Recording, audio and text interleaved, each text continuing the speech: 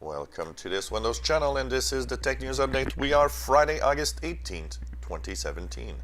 And today in our Tech News Update, we have China that is cracking down on VPNs. They have started checking out the different internet service providers and actually really cracking down on the sale and usage of VPNs. One of the websites that was actually really checked out a lot, apparently, Alibaba.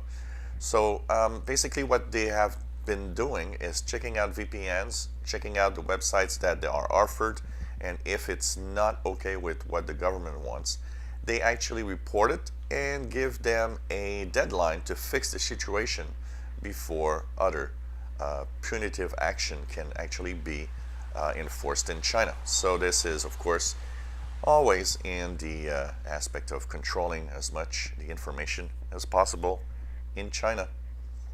In other news, we have the study that says that in the UK, and this study is a UK study, but I think you can probably put this pretty much everywhere. It would seem that the study finds that of all students that are completing their studies in computer learning of every kind, everything that is related to computers, to technology, less than 10% of these students are women. And they say that this needs to change in the future. We need to have more women interested in technology, in computers, and we need to have more women in the workforce. So this is a problem that's always been there. I think, science, technology, these are all fields where women are always in low numbers compared to men. So it's interesting to see, and what can we do to maybe interest women in technology, basically. In other news, we have the YouTube TV that is actually now getting more and more markets in the United States. 17 new markets are actually coming to the United States. It seems that it's a popular service, and many people say that actually among all the online streaming services that say that they are cord cutters, YouTube TV seems to be the best offer of all the services around. So this is very interesting, and we'll see if at some point it expands beyond the borders of the United States. A Microsoft Security Intelligence report that was released, and it's released every month, says that a very high number of Windows users have no antivirus or anti-malware of any kind running on their PCs. In the numbers, they also say that in some countries, more than 50% of all Windows PCs are just not protected. Also, the report seems to say that many users have a antivirus installed, but it's outdated or broken. And of course, Microsoft says that the cause of broken antivirus is often viruses that actually break the protection.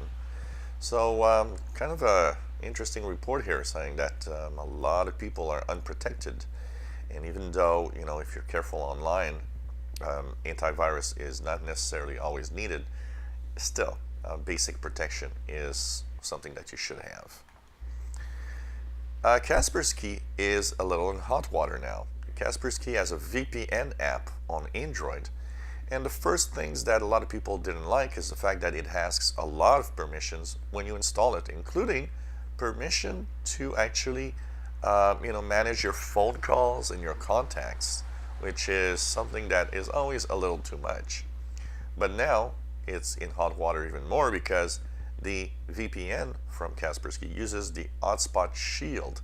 That is the same VPN that a few weeks ago a report came out, and a lot of people were complaining that they actually seem to snoop on users and check out data to sell it to third-party companies. So I guess if you're using Kaspersky VPN, it might be a good idea to use something else on your device. Firefox is now going to be 64 bits only for Windows users that are on 64 bits. Mozilla is now the last, probably one of the last or latest antivirus web browser companies that is now going to check if your computer has 64-bit capabilities.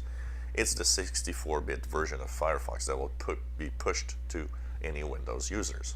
This is something that should have been done a long time ago, as most major browsers actually already do this.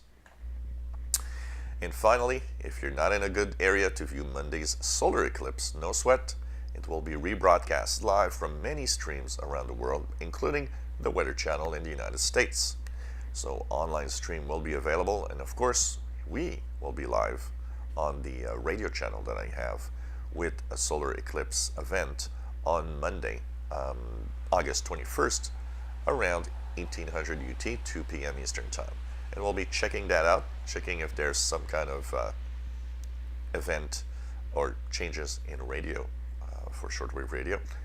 So online streaming will be possible, and you'll have the possibility to check it out from wherever you are in the world.